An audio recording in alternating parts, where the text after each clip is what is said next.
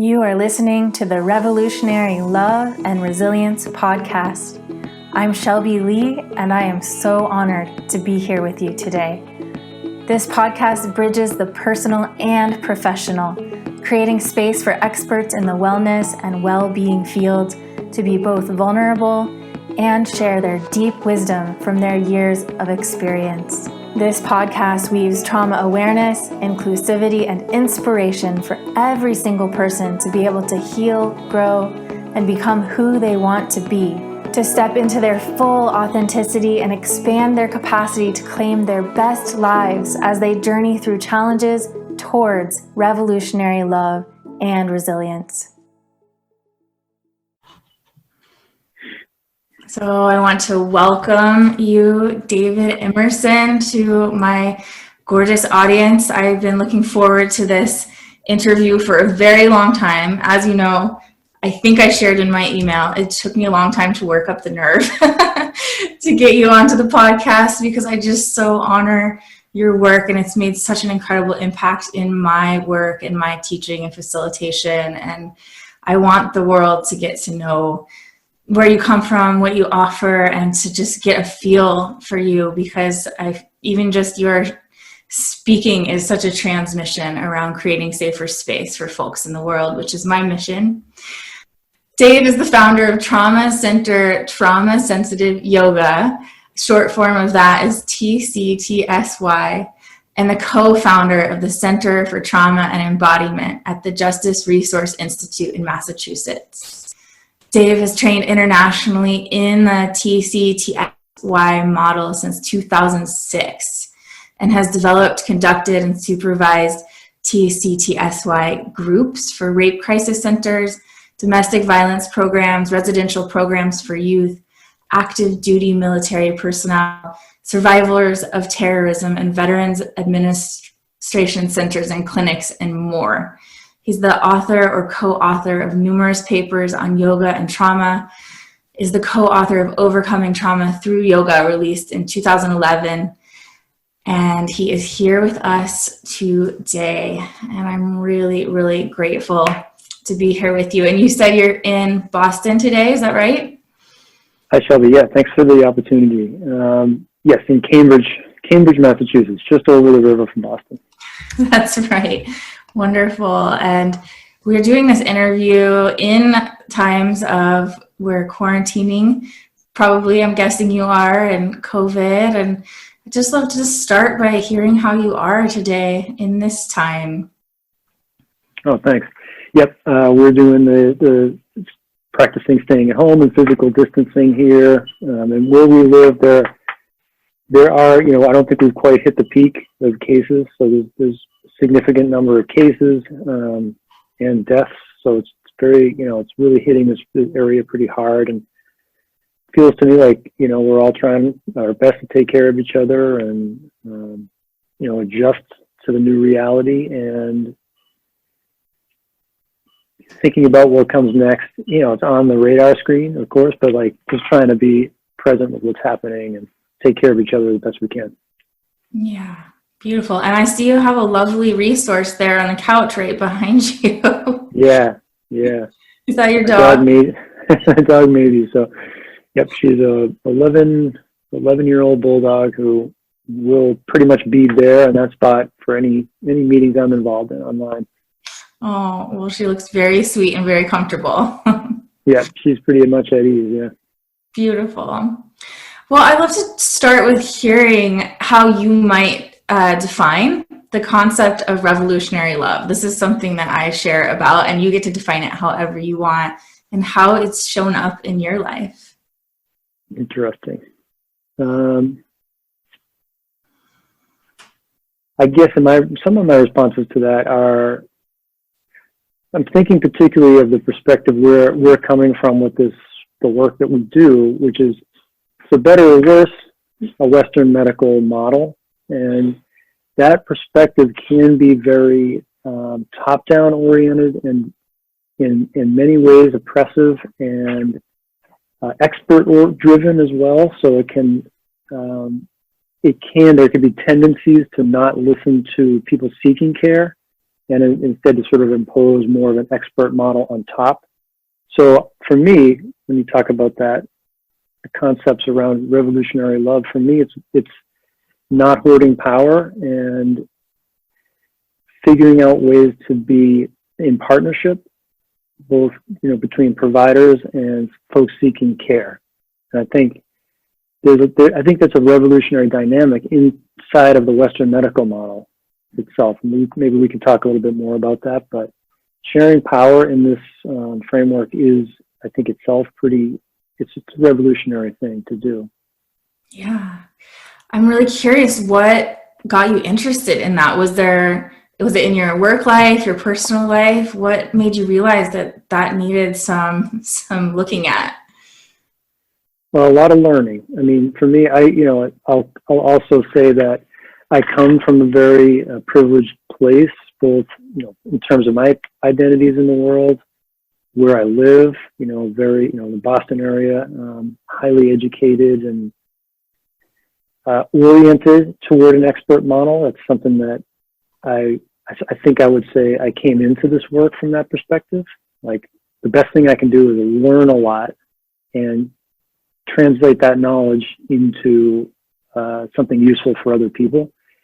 There's maybe some good pieces to that, but for me, it's been a process of, I would say, starting there and then learning through doing, and just meeting people and offering some things that I had to offer, noticing how that was received, lots of collaboration with people seeking what I had to offer and trying to listen and learn. And I feel like it's a process, it's completely ongoing, but understanding power is something I had to learn from other people. And it's something I keep trying to learn about and incorporate into what we do. And then as an organization, as we've grown and matured over time, we've been able to support each other in that process as well. So I think it really is like a holistic, it's like an ecosystem, support that is really on all levels. Providers, people seeking care, we're all kind of in this together. And so a learning process for me that continues. Yeah. And I heard you say something about your identities, which I really appreciate, and understand that our identities really inform the ways we've been taught to share power or not share power with others. And I wonder how your identities have impacted this exploration for you. Yeah, absolutely. No, for sure. And like I said, that again was something I wasn't aware of coming into this work in 2001 or 2002. I just sort of assumed my place and it turns out to be a very, very privileged place. So as a white male, like cisgendered, heterosexual person, identifying with my birth, gender, everything, able-bodied, highly educated, middle class. I took a lot of those perspectives for granted coming into this work, and my sense was, based on my upbringing and who I am as a person, that I wanted to offer something to people, but it was from a very privileged place, which meant that listening and learning from others was challenging, and it still is for me. So, but it's something that I'm committed to, and that we're committed to as an organization for sure. And I think what am I learning about that so far? That it doesn't help to try to deny those, that these identities that we hold are largely what we are, and it doesn't help to try to pretend that that's not the case. So I'm trying to learn how to be, hold the identities that I hold in the world in a more responsible and responsive way. Yeah. Wow. That's something that so many people, I think, are in need of, but have no idea how to even articulate or understand. So I'm just really grateful for you breaking that down. I'm curious what you've had to do, if anything, in your own healing and growth, your own practices, to be able to open to this perspective and to be willing to learn in this way. Well, let's see. Well, I would say one thing I can think of is I've been fortunate to get a lot of feedback over time, and I remember early in the process entering into scenarios, offering the yoga that we had to offer, this trauma-informed yoga, as it evolved over time, and learning pretty fast that the people that I was encountering were incredibly powerful and really stronger than me in a lot of ways. So it was really great, actually. I learned really fast that to challenge the pathological model that is the Western perspective. You know, the idea that I was somehow more well or more whole than the people that I was meeting in these sessions and classes was challenged kind of immediately, and I got to let go of that early on. So I started to be able to learn from people really quickly, and that's really fortunate. I think I'm grateful for that. And so we did, you know, this model has been studied. One of the positive things about coming from a Western medical perspective is we very intentionally set up research structures around our yoga model right from the beginning. So we were getting feedback in multiple ways from participants, from third parties who would examine, peer review what we were doing, from funders, including the United States government. So that scrutiny is really helpful, and it trained me to embrace scrutiny, I think, and look for it, and then interact with it. Not be afraid of it. Yes. As you were sharing all of that, I noticed in my own body and my heart, like there was a softening, and even a tear came to my eye just thinking about orienting to our students and to ourselves in this way. And it is that old paradigm that is crumbling, I hope. Yeah, hopefully, right? Yeah, and that everyone that walks in our door, they are whole already, and that they have so many gifts they're bringing in. Just because we're at the front of the class guiding or whatever doesn't mean that we are in any way more important. Yeah. Mm-hmm. Yeah, I really appreciate how you bring this into the world. I don't hear it talked about like you do, and it feels so easy to receive and learn. And I'm wondering, as you're talking, it makes me so curious, like, how did you get so interested in helping folks with trauma feel more safe, more welcome, more at ease, or whatever your intention is around it? Yeah, for me personally, I live around the corner from a wet shelter, so it's a shelter you can live in if you're actively using substances, and it's right around the corner here. And I would see, before I started this project in 2001, I'd see a lot of folks coming in and out and, being around the space there. And the couple of people I had interactions with, I started to learn about, they were Vietnam veterans. So I remember thinking about that, right? Something that occurred, decades ago, and here's the scenario that they're involved in now. A lot of pain, and not only pain, but a lot of pain. And then we were, as a country, ramping up for another war. So we were charging ourselves up to go into the Iraq War. And I just was thinking about that fact that we would start to see 22-year-old kids, living in that shelter soon. And I wondered what I could offer them. And by that point in my life, I had identified myself as a yoga teacher. So I was a social worker after college for 10 years. Went to school to become a therapist, and I was thinking that was really the route for me to become a talk therapist, and that turned out not to be a great fit. So through kind of a series of events, I ended up pretty comfortable as a yoga teacher. Not perfect. It wasn't perfectly suited to my identity, but it was pretty good. And so by that time, I was thinking, as a yoga teacher in the world, what can I offer when this happens? Like, it's inevitable. What can I offer? So that was kind of the impetus of the process. And then I partnered with an organization here in Boston called the Trauma Center, and there was a group that was investigating trauma since we had the PTSD diagnosis in 1980. So they were really like seasoned veterans in my experience. and they were open to the idea of bringing yoga into that space. So the partnership was another place where I really started to get to learn about trauma.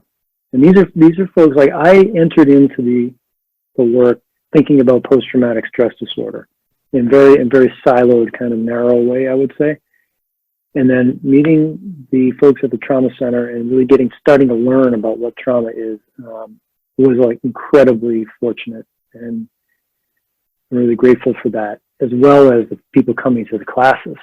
So the first classes we did were not war veterans, and so I quickly got to start thinking about what is trauma, what are the dynamics underneath trauma, and then I just kind of went from there. I wonder if you'd share with us what your view of trauma is now that you've kind of gone through that process. I'm thinking as you're talking, or imagining, that it's a less pathological view. Absolutely, 100% non-pathological. And so that's one starting point. And for me, I can't do any better than to say Judith Herman's framework is, to me, the best, the most lucid framework that there is around what trauma is. And it's about power dynamics. It's about the ways that power moves in relationships. And, there are a lot of people who are investigating the framework and scrutinizing it. But Judith Herman, to me, is, I think she's such a gifted writer as well, that she's able to communicate complicated ideas, in very succinct ways. So when she says something like the goal of treatment is empowerment, then it's very compelling, and then you can kind of work with that and see it playing out in the moments, of a yoga session. What's happening with power? How am I responding to my role, which has inherent power in it? Am I holding on to that and hoarding it, or am I interested in sharing it? What is it like for the person coming in who's encountering somebody with inherent power? How are they interacting with it, and what can we do together as we're, starting to develop something new relationally that isn't trauma? So for me, if I could point to anything, I would say Judith Herman is probably the most important source. Yeah, I based my entire end of graduate school paper on one of her first books. I was just totally blown away by how she spoke about it. I'm curious, as you're talking about what it's like in a yoga class, for example, to be aware of power in this way. What specifically are you looking for folks who haven't even, who this is the first time they've even thought about this concept? As you're sharing yoga, what is happening in your mind? What are you seeing? How are you responding? Yeah, it's a great question. We built our whole model around it, but if I'm just trying to think about what's happening in the moment, I feel like, yoga teacher training for me was it's sort of an exercise in manipulating power. So it was kind of like a bear exercise in utilizing the power that's inherent in your role. And so that was kind of an interesting exposure to what it could be like to stand in front of a yoga class. And then once I started to think about trauma and then begin to offer yoga in that context and listen to people and learn from people, it became really obvious how destructive that is to lean in to the inherent power in the relationship and to abuse it, really, essentially. There's no reason that the person standing up in front of a yoga class should be any more evolved or spiritually mature than anybody else in the room. And to assume that that's the case, to exploit that wish that people have. I think a lot of us enter into yoga classes hoping for, like the possibility of some kind of spiritual maturity or something, and then it gets embodied in that person. To exploit that is really, at this point in time, I see it as extremely unethical. And that feeling, is something that just sort of evolved for me over time. And and the evolution also included really enjoying these classes. I love my job. I just love being able to do this. And in order to be able to do this, you have to let go of that kind of that false identity around being somehow more than other people in the room, you know.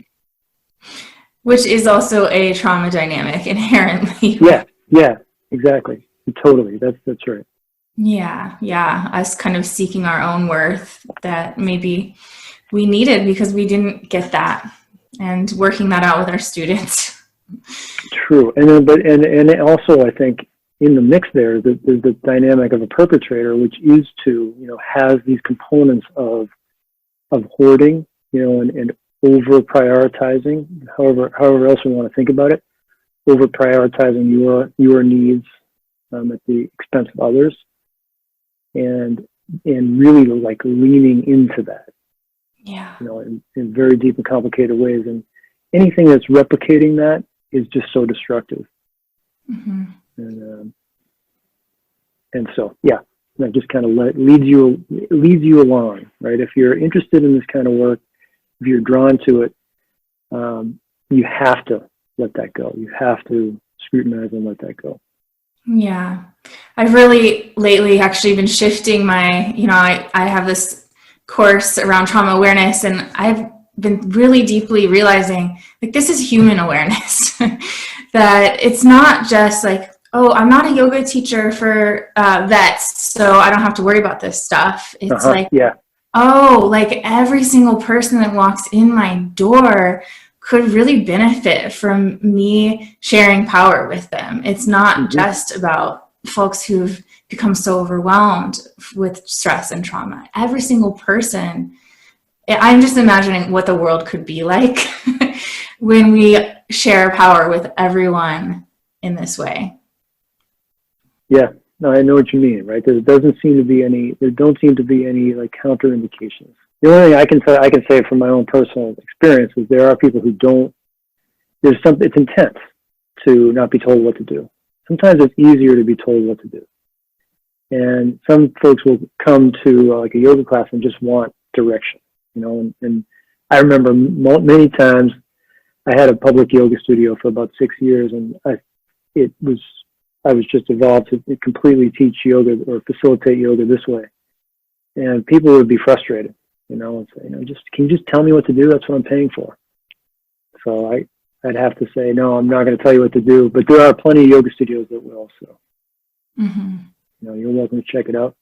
I guess what I'm thinking there is that it's hard work actually to share power in general when trauma, you know, dynamics are in play. It's really hard work. It's very hard. And so I also learned that to respect how difficult it is to show up and to, you know, claim your body as your own, and not, you know, not just kind of slide into this sort of that survival mode, which is, what does Dave want? I'm just going to give that person what they want, and that's the most conducive way to survive what's happening right now. Yeah. Well, trauma healing is so different than that. Yeah, and when you did this motion of like claiming my body as my own, it made me think. I was in a consultation recently with a developmental trauma teacher, and I was like, why is this work so much harder? Like, really, we have no agenda. We're not leading anybody anywhere. We're with the present moment and what wants to happen in their system. And it's like, oh, I'm not in control anymore. Or I don't think I'm in control anymore. And it takes a lot of work to be able to feel I can be okay in this and regulated. Yeah, true. Yes. Right. For everybody involved. Yeah, absolutely. Yeah. So this makes me think of resilience and how this approach, this orientation helps contribute to growing resilience in yourself, in your people that come to you. And curious if you could define resilience and talk a little bit towards that. Yeah, that's an interesting word. I have a little bit of a hard time with that word, to be honest. And the reason I have a difficult time with it is some of the institutions that I've interacted with. So some of the institutions that are very interested in resilience are like the military, for example. And the idea there is, how do we build in resilience at the front end so then we can expose people to horrifying scenarios and they're not impacted, right? So I cringe a little bit around that word, but maybe we can unpack it a little, right? There must be something good in there. Like, Absolutely. I just am worried about that part. And that's the part I feel like it's worth putting on the table every time it comes up. Like, let's be sure that the motivation behind resilience is not so that then people can tolerate exposure. Oh, yeah. Right. Thank you. Which is it's a motivating factor, because it'd be a lot cheaper for a military to not pay for PTSD care and treatment than to pay for it. So that's one piece. In terms of, like, for me, what does it mean? I already feel kind of like what we talked about earlier. Surviving is, the power there is unmatched. I mean, I can't imagine more power in a person than the people that are showing up. And I work mostly with teenagers right now, but over time it's been all kinds of scenarios over time. But the power that's there, that's showing up in the room, it's just, personally, here, I guess this is another reason I'm a little uncomfortable with resilience. I don't feel like I have anything to offer in that regard. It's like there's a lot of pain and suffering around trauma that I feel like I have some things to offer around, but not everybody likes the word survivor, and I wouldn't impose that language on anybody. I'm just trying to use it in this context. The resilience is already intact. It's already there. I don't feel like that's anything I feel like I just need to learn about that personally. I don't have anything to offer there. That's gold, what you just said. I mean, just knowing that the resilience is already intact and that it's already there is like, I got goosebumps. And that approach seems most important. Yeah, and I might be wrong. Like, I'm totally open to continuing to learn about that, but that's just my response, is that it's something that can be, it could be manipulated by other interest groups that, like the military in this case, that really have a stake in not. So for me, surviving dynamics like warfighting, let's say modern warfighting, let's just take as an example. It takes incredible human capacity to survive, not just physical capacity, but spiritual and emotional capacity. And the impacts on our holistic self are profound, and we have a pretty decent understanding of what they are, right? But to me, that's human. Like, to try to erase that would be really, I feel like some serious ethical issues there. To try to sort of short circuit the impact on the whole person from these kinds of experiences around survival, I don't think that's the way to go. I think if we really want to address trauma, then we stop doing these things to each other at the front end. But the healing process, right? Once we're involved, to me, it's got nothing to do with resilience. Folks are already masters. I really appreciate that frame. That was a real blind spot for me, especially around like how military approaches that. I didn't even know. So it's like, oh wow, really important information here.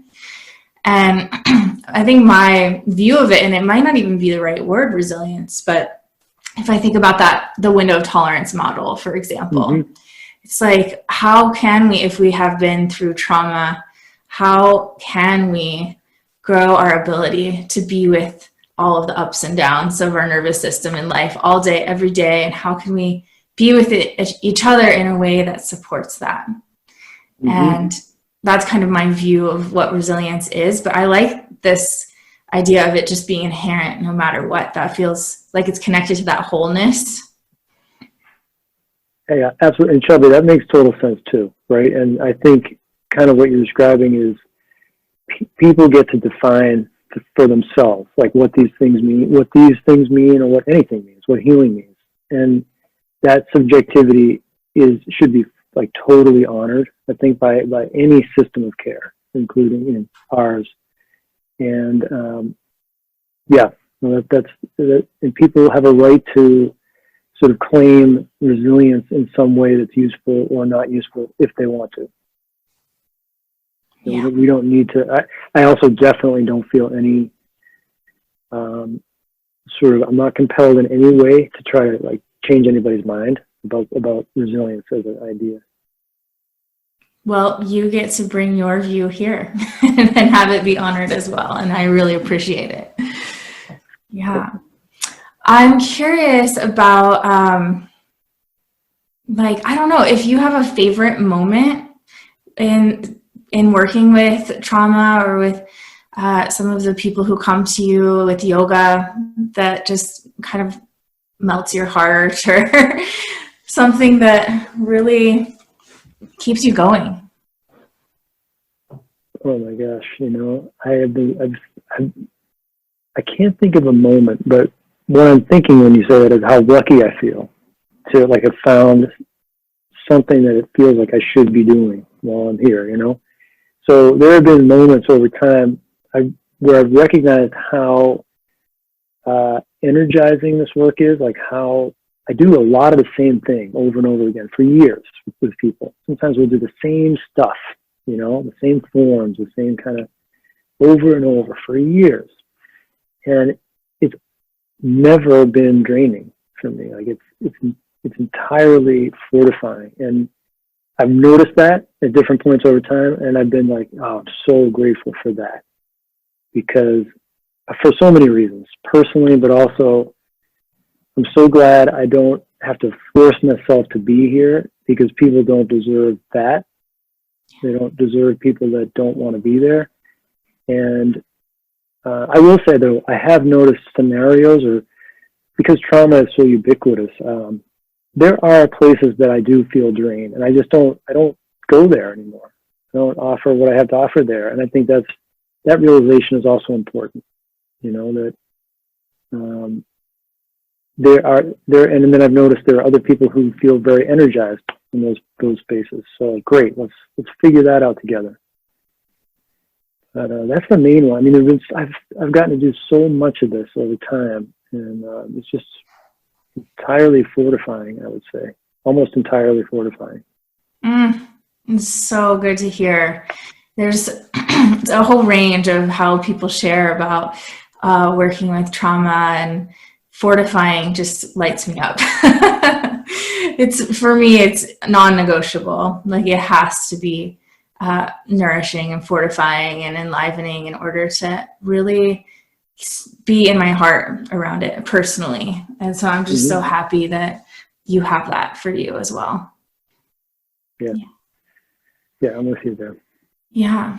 Are there any practices that you'd like to share with the audience, or just words of wisdom that you'd like to leave us with that can help us stay resourced, regulated, or just kind of thinking about this in a new way?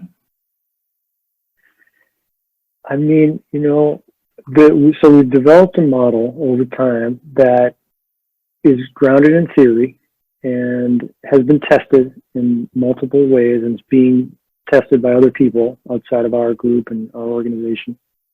I'm grateful for that scrutiny around what we do. I think it's important for anyone who's involved in providing care to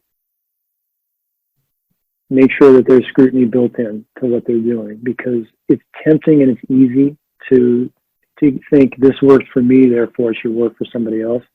especially in an unregulated kind of space like the yoga world, we need to reach out for partners.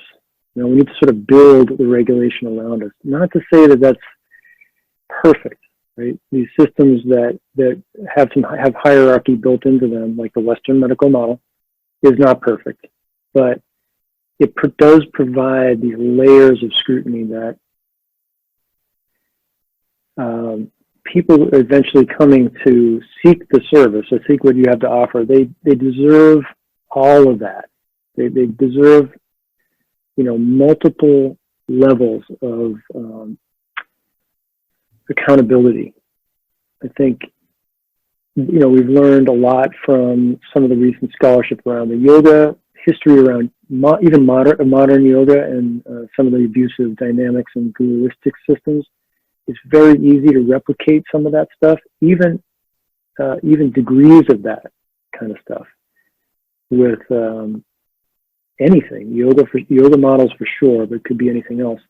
And we want to make sure we're protecting, intentionally ourselves and folks seeking care from any dynamics around abuse. And so, it's reaching out, the encouragement, reaching out for partnerships, building in those layers of accountability to whatever it is that we're doing. Mm-hmm. Yeah, so important, especially in so many of these places that are unregulated, and you just get to do kind of whatever you want and make it up. And it seems that if we're willing to be in a group, we have to be able to receive feedback and adapt and learn and be open to that. So I really love that suggestion. Yeah. How can people find you? What are you doing in the world? And what is there anything that people can come connect with you around? Absolutely. Yeah. There's, a lot of public facing opportunities, and we want to keep growing. One of the things we haven't done very well over the past 20 years is communicate. We've been really focused on building the model, which we all feel like was the right thing to do, but we are interested in communicating more about what we do. So for the yoga program, the website is traumasensitiveyoga.com. And then for the Center for Trauma and Embodiment, which we started 2 years ago to hold the yoga program, but also to be a place where we could start and support the beginnings of other body-first trauma-informed interventions. So there's the second program to come out of there is a weightlifting model. And now we have partners working on a theater-based model. So that's the Center for Trauma and Embodiment, which people can also find online. And then we're on, we have our presence on social media, TCTSY on Instagram, Center for Trauma and Embodiment on Facebook. And we'd love to, connect with people any way that they're interested in connecting. And we do training, so we have a group of trainers that are international, all around the world, and an annual certification program in the yoga model. Yeah, just a few things. We're out there. There are 450 certified facilitators now in about over 30 countries, territories, and First Nations communities around the world. So relatively small group, all over the place. I'm so happy to hear that. I just want the entire world to get to feel a little bit more held and welcomed and safer. And I'm hoping that can happen. Yeah, here. Yeah, I really appreciate your contribution to this work and to just coming to this podcast. So many people I know are going to really feel awakened from this and just helped and just reminded, inspired that there are people in the world doing amazing work around this. So thank you for taking your time. I'm so honored to have you here. Yeah, thanks, Shelby. Thanks for the opportunity. Thank you so much for being part of this show and being part of this love revolution. If you love this podcast, please share it with your people and leave a 5-star review so that we can get the word out. If you're a practitioner or on your own healing journey, head on over and check out creatingsaferspace.com, which is one of my passion projects and is open for enrollment now. You'll get access to it the moment you sign up. Or join my mailing list for all sorts of revolutionary love and trauma-aware support at shelby-lee.com. See you next episode.